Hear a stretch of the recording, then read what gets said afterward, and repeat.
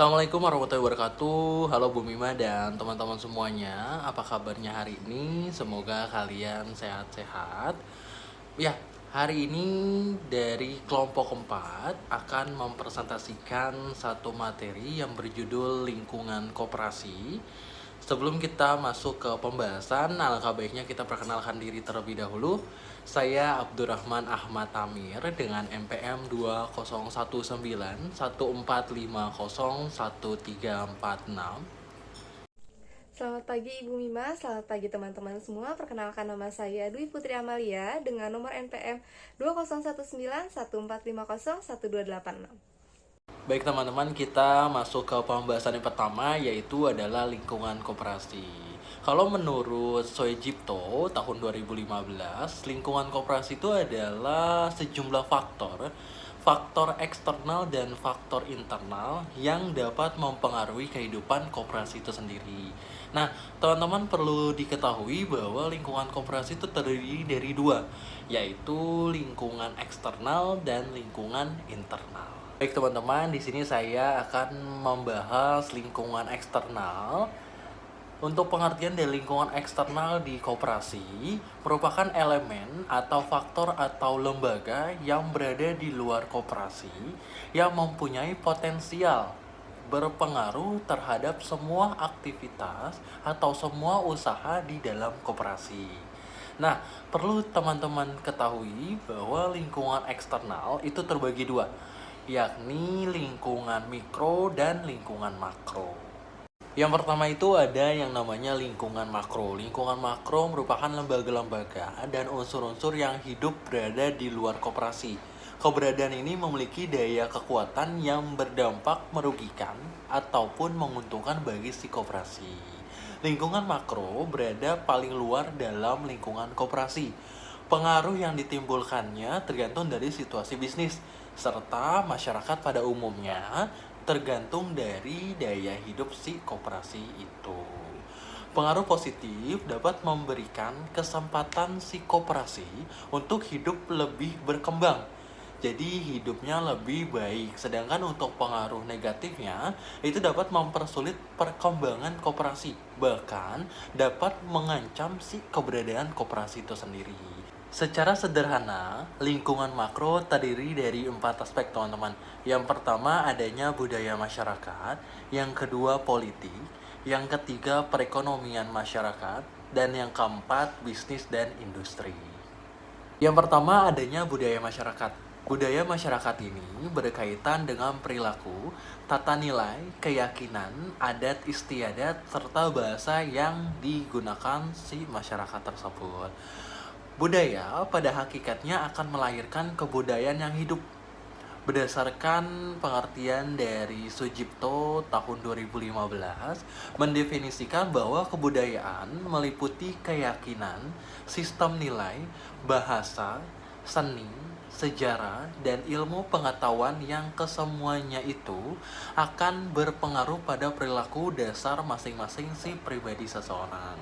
Nilai-nilai dasar masyarakat yang mampu memberikan dampak positif bagi keberlangsungan koperasi adalah nilai kerja dan karya, nilai mutu, disiplin, objektivitas, keterbukaan, serta tidak bermental korup.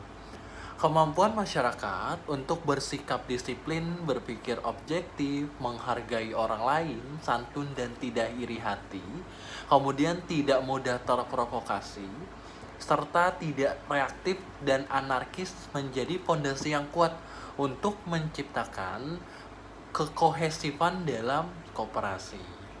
Di samping nilai-nilai tersebut, terdapat sikap yang berpotensi muncul sewaktu-waktu dan harus diwaspadai, yaitu takutnya perubahan dan suka membuat alasan pembenaran, suka menuntut tetapi gampang menyalahkan, dan mengutamakan kepentingan pribadi di atas kepentingan kelompok. Yang kedua ada namanya politik. Kondisi politik dalam suatu wilayah maupun negara dapat berpengaruh terhadap koperasi. Situasi politik dalam masyarakat akan menentukan arah pertumbuhan ekonomi, sosial, ataupun aspek kehidupan lainnya. Politik akan menentukan arah keberpihakan berpengaruh pada pembentukan regulasi, rasa aman maupun kenyamanan. Dalam kondisi politik yang tidak mendukung terciptanya dinamika yang sehat, itu akan menimbulkan ketidakstabilan dan mengakibatkan pertumbuhan usaha tidak akan pernah maju dan berkembang, kecuali usaha-usaha yang mendapat dukungan oleh aliran tertentu sebagai produk kolusi dan nepotis.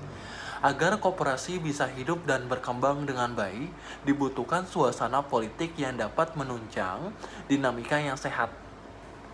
Kemudian di sini yang ketiga, adanya ekonomi atau perekonomian masyarakat. Kondisi perekonomian masyarakat akan membawa dampak yang tidak sama pada setiap anggota masyarakatnya. Kelahiran koperasi hakikatnya adalah tanggapan masyarakat yang terpinggirkan karena adanya krisis ekonomi dan ketidakstabilan dalam sistem ekonomi yang dibentuk, sehingga sebagian masyarakatnya menjadi terhambat dalam pemenuhan kebutuhan pokok. Keberadaan koperasi idealnya menjadi sarana perwujudan keadilan, distribusi pendapatan yang merata menuju kesejahteraan bersama. Dengan demikian, koperasi akan menjadi sarana perjuangan ekonomi masyarakat yang akan berkembang menjadi lembaga, usaha, atau bisnis yang ideal dan diminati banyak orang. Masalah-masalah ekonomi merupakan keadaan dinamis yang dihadapi oleh setiap wilayah ataupun negara, sehingga dalam kebijakan dan pemecahannya diperlukan berbagai analisis ekonomi yang tepat serta menghindarkan diskriminasi ekonomi. Kemudian di sini yang terakhir, adanya bisnis dan industri. Bisnis adalah aktivitas seseorang atau kelompok untuk menghasilkan nilai lebih atau manfaat ataupun keuntungan bagi para pelakunya. Dalam pengertian ekonomi kapitalis, bisnis memiliki makna usaha dan melakukan aktivitas memperoleh keuntungan sebanyak-banyaknya bagi para pelakunya, apakah perorangan, lembaga, atau bentuk lainnya.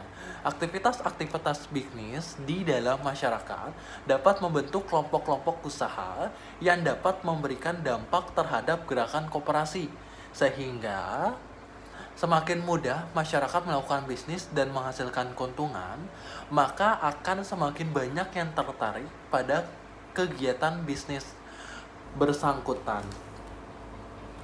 Idealnya, dunia bisnis dapat mendukung tumbuh berkembangnya bisnis koperasi dengan cara bermitra dalam matra bisnis yang berbeda. Koperasi untuk menghadapi pengaruh industri merupakan hal-hal yang cukup serius yang ditunjukkan kurangnya kemampuan koperasi bersaing dengan perusahaan besar maupun suatu industri. Kemudian kita masuk ke pembahasan yang kedua teman-teman, yakni lingkungan mikro. Lingkungan mikro itu sendiri adalah lingkungan yang berada di dalam koperasi, akan tetapi mempunyai pengaruh langsung terhadap koperasi. Lingkungan mikro terdiri dari beberapa lembaga atau organisasi, kemudian pelayanan umum, pelayanan sosial, ataupun lembaga-lembaga yang bertujuan khusus. Koperasi akan berinteraksi secara langsung di dalam lingkungan ini. Secara sederhananya, lingkungan mikro terdiri dari anggota, pemerintah, pesaing, masyarakat, kreditor, serta supplier.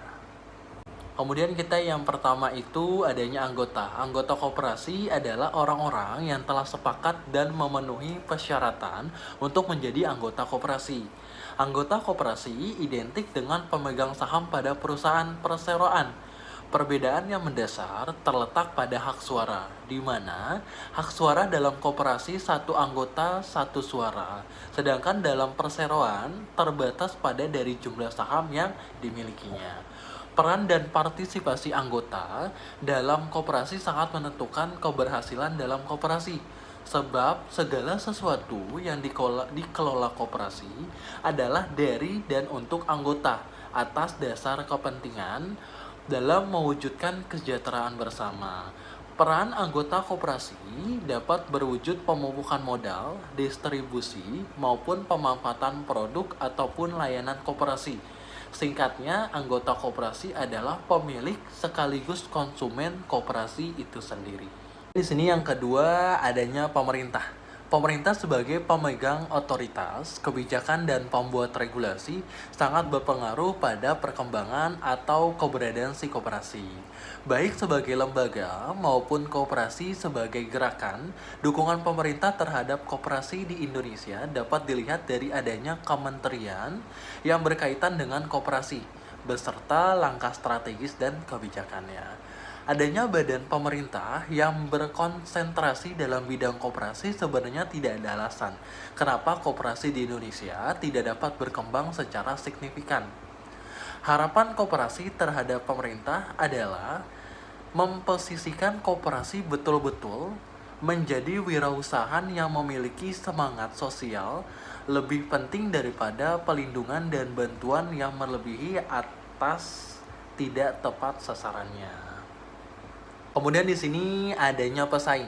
Pesaing adalah lembaga atau organisasi bisnis yang berada di tengah-tengah masyarakat termasuk koperasi yang memiliki usaha sejenis. Tumbuh berkembangnya berbagai macam usaha, mulai dari minimarket, produk outlet, toko gudang rabat, retail, sampai dengan bank perkreditan rakyat adalah pihak-pihak yang menjadi pesaing langsung maupun tidak langsung bagi si koperasi. Dalam persaingan diperlukan kecerdasan mengelola situasi, memperkuat diri, kecerdasan mencari dan menciptakan peluang, membangun keunggulan, serta kemampuan menentukan strategi dan pengelolaannya. Kemudian di sini adanya masyarakat.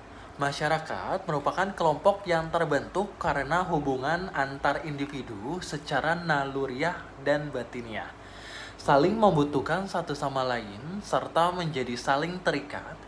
Karakteristik setiap kelompok sosial akan berbeda dan sangat tergantung dari sistem nilai dan budaya yang berlaku. Maka, pengaruh masyarakat dalam dunia koperasi akan sangat kuat. Cara berpikir, cara pandang, cara merasakan oleh masyarakat, serta penyikapannya akan berpengaruh pada si koperasi. Realitas menunjukkan bahwa masyarakat berpenghasilan tinggi cenderung kurang perhatian terhadap si koperasi. Kemudian di sini adanya kreditor. Kreditor adalah pihak atau lembaga keuangan penyedia dana untuk mencukupi kebutuhan modal koperasi yang berasal dari luar anggota. Peran kreditor identik dengan pemasok ataupun supplier, tetapi si kreditor lebih bersifat khusus pada hal-hal yang bersifat finansial. Peranan lembaga-lembaga kreditor dalam menyikapi usaha koperasi akan berpengaruh terhadap si kehidupan koperasi di masa yang akan mendatang. Kemudian di sini adanya supplier. Supplier dalam hal ini adalah penyedia barang atau jasa yang berkaitan dengan usaha inti. Pemasok berperan sebagai perantara antara produsen dengan pengecer. Pemasok akan mengirimkan barang kepada pengecer sejumlah barang yang akan dibutuhkan oleh konsumen dengan disertai syarat dan ketentuan yang disepakati oleh kedua belah pihak. Jika syarat dan ketentuan tidak memberatkan, maka akan membantu kelancaran bisnis atau usaha. Begitupun sebaliknya, akan menjadi hambatan jika syarat dan ketentuan memberatkan si pengecer. Biasanya, koperasi semestinya juga mampu melakukan kerjasama bisnis eceran ini secara proporsional. Misalkan, koperasi serba usaha yang melayani anggota dan masyarakat umum, supplier seringkali ragu terhadap koperasi yang konon dipersepsikan sebagai anggota eksklusif dan terbatas. Baik, di sini saya akan menjelaskan mengenai lingkungan internal koperasi. Lingkungan internal adalah lingkungan yang paling dalam dan berada di dalam koperasi itu sendiri, sehingga lingkungan internal ini sangat berpengaruh dalam menentukan keberhasilan koperasi itu sendiri. Secara sederhana, terdapat 4 lingkungan internal koperasi. Yang pertama ada sumber daya insani, lalu yang kedua ada modal atau permodalan, yang ketiga ada sistem, dan yang terakhir ada peralatan. Lalu setelah ini saya akan menjelaskan satu persatu dari keempat lingkungan internal koperasi. Yang pertama ada sumber daya insani. Sumber daya insani bisa juga disebut dengan sumber daya manusia. Jadi sumber daya insani atau sumber daya manusia merupakan sumber daya yang hidup dan otonom, memiliki peranan penting dan sangat berpengaruh dalam segala jenis usaha termasuk dengan koperasi. Jadi di dalam sumber daya insani atau di dalam sumber daya manusia ini harus memiliki suatu hal yang berbeda dengan yang lainnya. Seperti misalnya keterampilan, lalu motivasi, lalu pengetahuan, dan lain sebagainya. Seperti itu. Untuk apa? Untuk mendukung ataupun membantu tugas-tugas individu yang telah diberikan oleh para pemimpin-pemimpin perusahaan ataupun para petinggi-petinggi perusahaan. Seperti itu. Menurut fungsi dan perannya, terdapat 3 kelompok di dalam koperasi. Yang pertama ada top management, lalu yang kedua ada middle management, dan yang ketiga ada low management. Apa saja sih yang terdapat di top management? Ya, jadi yang terdapat di top management yaitu yang pertama biasanya itu adalah direksi atau direktur utama perusahaan dan juga CEO, seperti itu. Jadi di top management ini biasanya terdapat pemimpin-pemimpin ataupun para petinggi-petinggi perusahaan, seperti itu. Lalu yang kedua ada middle management. Apa saja sih yang terdapat di middle management ini?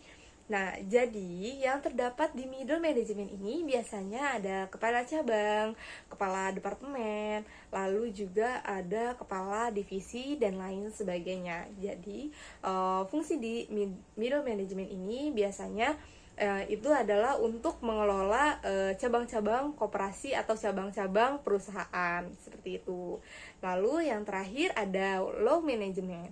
Jadi yang terdapat di low management yaitu ada supervisor, lalu ada manager section, dan juga ada manager officer, seperti itu. Lalu yang kedua ada permodalan atau modal. Jadi modal merupakan dana atau uang yang digunakan sebagai sarana untuk melakukan aktivitas dalam kegiatan koperasi.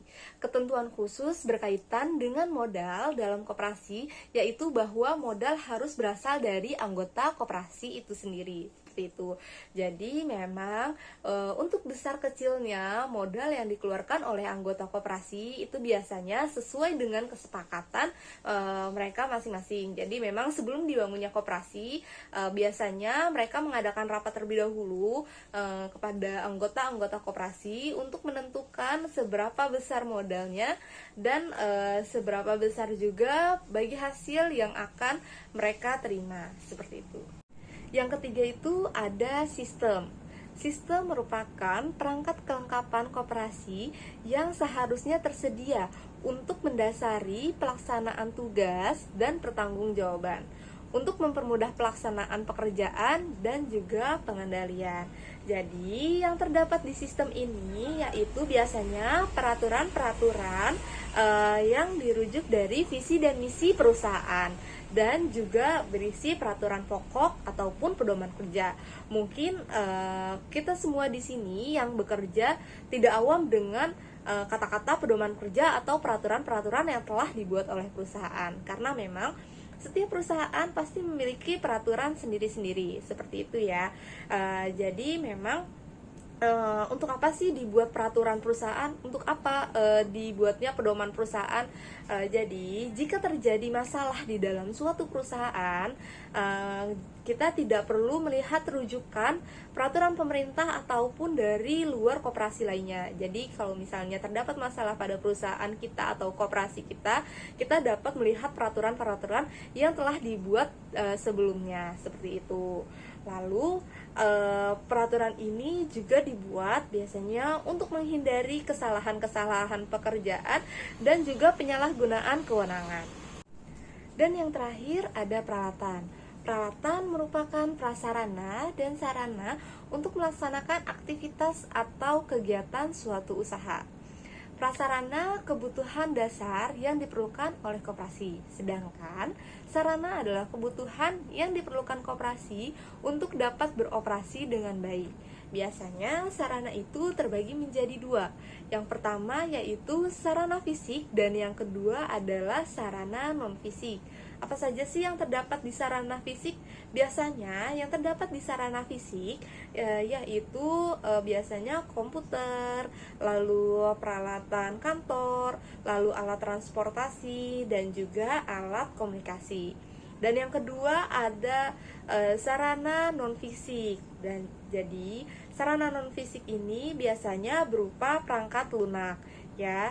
Jadi sarana non-fisik ini biasanya berupa perangkat lunak yang berisikan seperti program-program komputer, lalu sistem-sistem administrasi, informasi, dan juga berupa data-data yang diperlukan oleh koperasi untuk menunjang kegiatan suatu koperasi. Baik, sampai di sini presentasi yang dapat kami sampaikan. Jika ada kurang lebihnya mohon maaf. Wassalamualaikum warahmatullahi wabarakatuh.